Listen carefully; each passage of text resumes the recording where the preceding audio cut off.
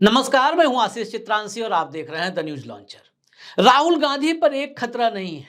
अमित शाह के मामले में मानहानि का मामला, मोदी सरनेम पर मानहानि का मामला, वीर सावरकर को लेकर के मामला, केस ही केस। अगर केस गिनती कर लेंगे आप तो मुझे लगता है भारत में मोस्ट वांटेड अगर 10 नाम होंगे तो उसमें से एक राहुल गांधी का होगा। अब ऐसा ही एक अपर मुख्य मेट्रोपॉलिटन कोर्ट में आज एक मामला था। यह वीर सावरकर से जुड़ा हुआ मामला था। वीर सावरकर को दरअसल 17 दिसंबर 2022 में महाराष्ट्र में अकोला जिला है, वहां पर एक प्रेस कॉन्फ्रेंस की थी राहुल गांधी ने।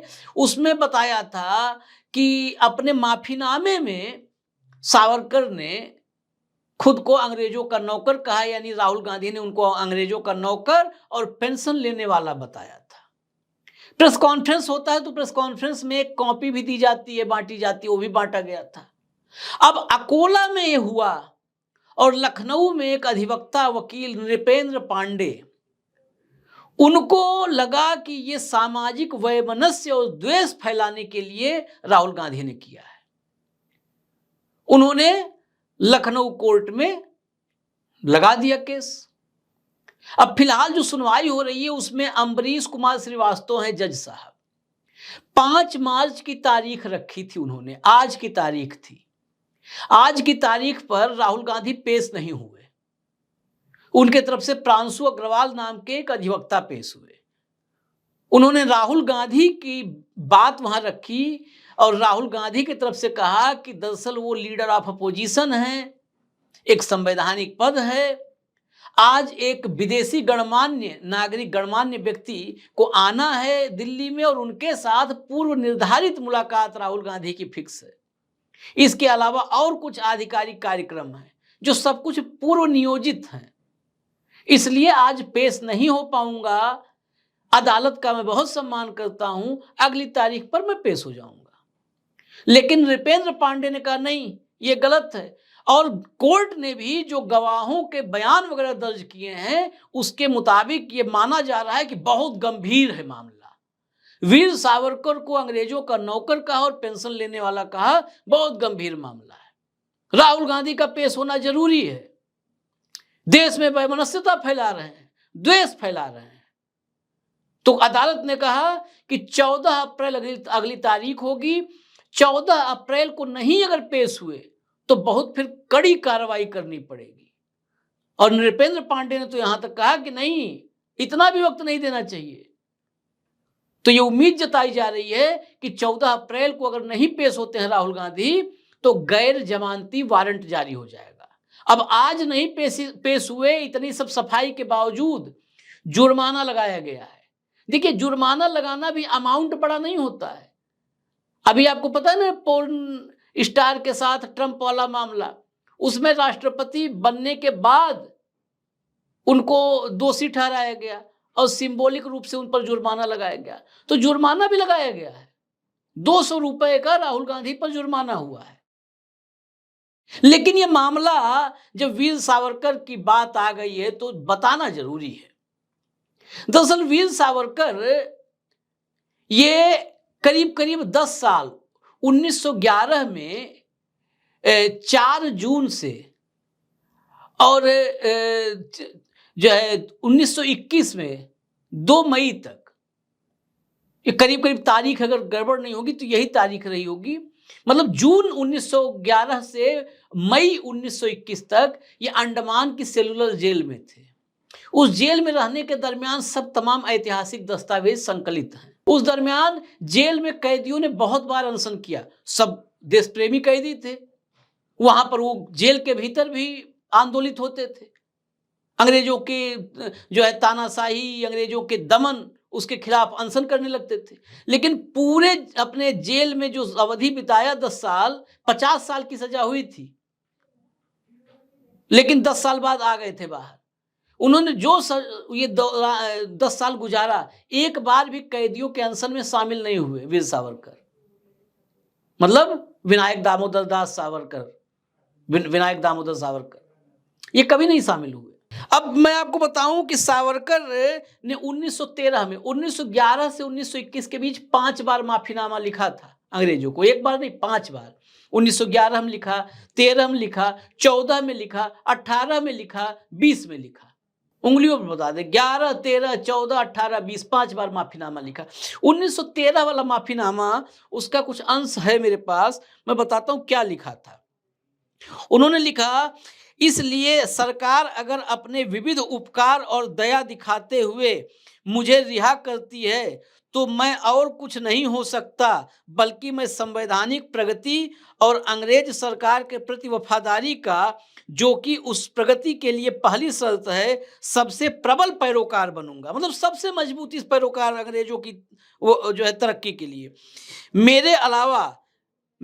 इसके अलावा मेरे संवैधानिक रास्ते के पक्ष में मन परिवर्तन से भारत और यूरोप के वो सभी भटके हुए नौजवान जो मुझे अपना पथ प्रदर्शक मानते हैं वापस आ जाएंगे।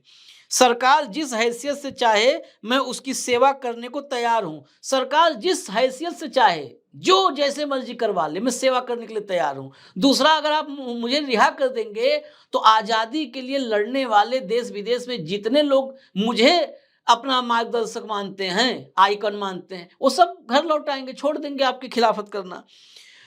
सरकार जिस हैसियत से चाहे मैं उसकी सेवा करने को तैयार हूं, क्योंकि मेरा मत परिवर्तन अंतःकरण से है। क्योंकि ये जो मैं बदलाव है, जो माफी लिख रहा हूं, ये दिखावटी नहीं, अंतःकरण से। मतलब इनकी भी अंतरात्मा जाग चुकी थी, जैसे आजकल दल बदल करते समय भाजपा में शामिल होने से पहले तमाम नेताओं की जगती है। अंतःकरण से है। मैं आशा करता हूं कि आगे भी मेरा आचरण वैसा ही होगा।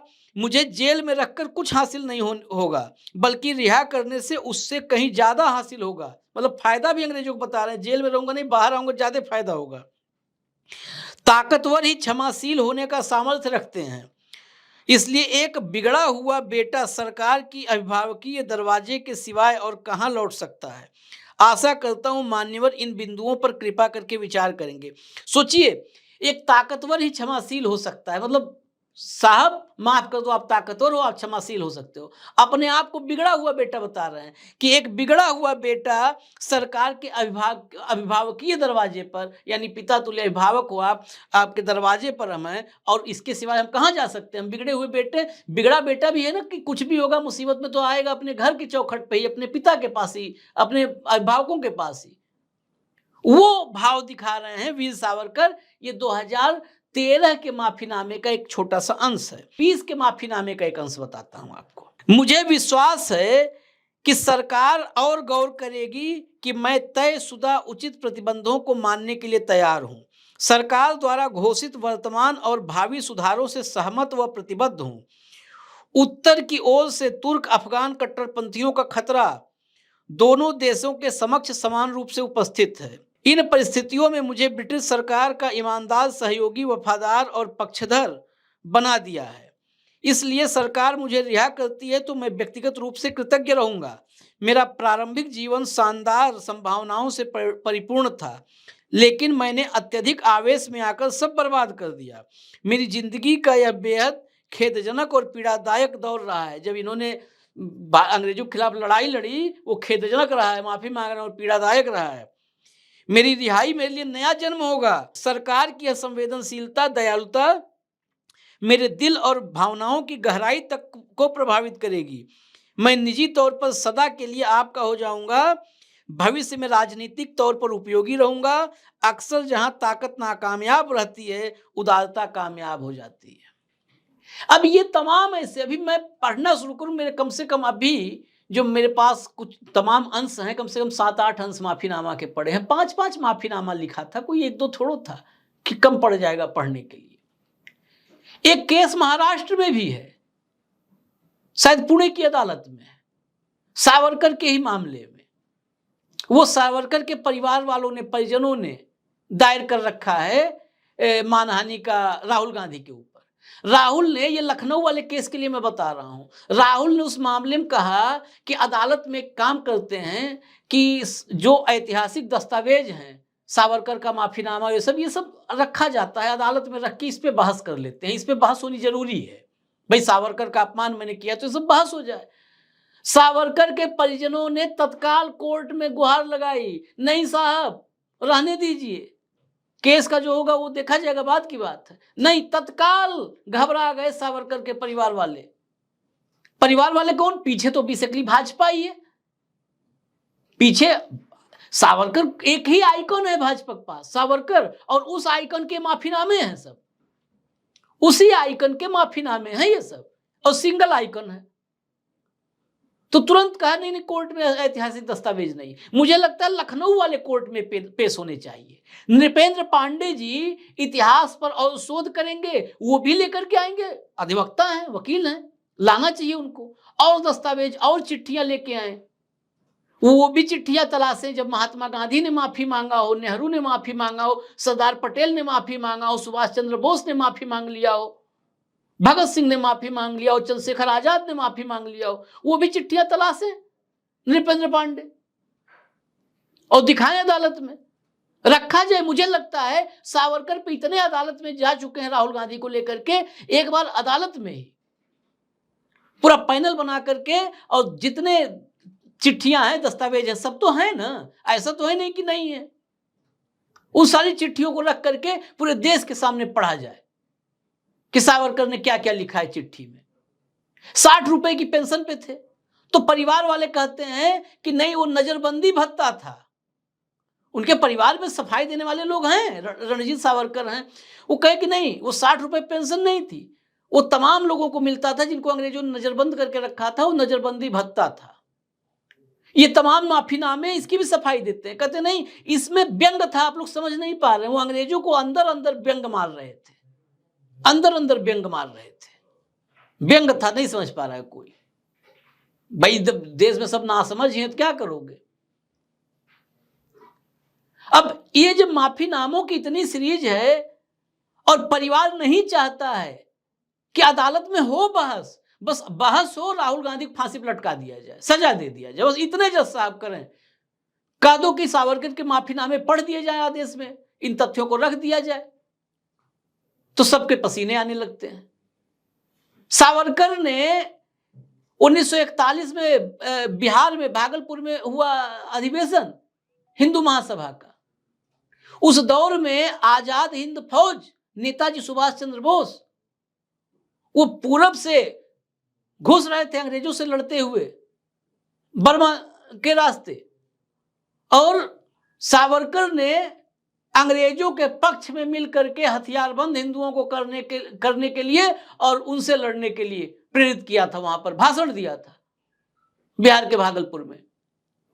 अब भाजपा तय करना है ना कि उधार मांग रहे थे ना अभी कुछ दिन पहले, नेताजी सुभाष चंद्र बोस, नेताजी सुभाष चंद्र बोस, नेताजी सुभाष चंद्र बोस, नेताजी सुभाष चंद्र बोस चाहिए या वीर सावरकर चाहिए। अब वीर सावरकर, माफी वीर सावरकर, इस चक्कर में मुझे नहीं पड़ना है, लेकिन सावरकर चाहिए या नेताजी सुभाष चंद्र बोस। जब नेताजी अंग्रेजों को हरा करके अपनी सेना के साथ भारत में खदेड़ने के लिए, गुहार से खदेड़ने के लिए घुस रहे थे, तो सावरकर उनके खिलाफ अंग्रेजों के समर्थन में खड़े थे।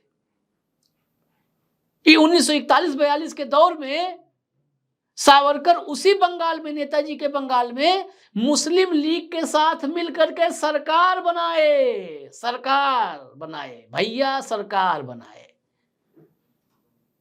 सुनने क्षमता हो, पढ़ने तो वक्त है नहीं, पूरा देश व्यस्त है विश्वगुरु बनाने में भारत को, सुनने क्षमता हो तो सुन लो, उसी के साथ बनाए। 1937 में 40 में जब जो है पाकिस्तान और भारत द्विराष्ट्र की बात मुस्लिम लीग वाले में आई, उससे 3 साल पहले 1937 में सावरकर ने अहमदाबाद में कहा कि हिंदू मुसलमान बराबर हक नहीं ले सकते हैं, हिंदू और मुसलमान ये एक साथ नहीं, अलग अलग राष्ट्र होना चाहिए।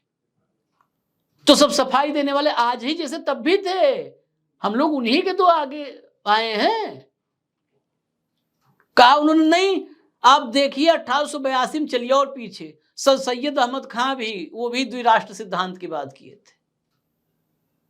अरे जिस दौर में आधुनिक भारत में 20वीं सदी में आकर के मुस्लिम लीग से पहले तो सावरकर ने बोला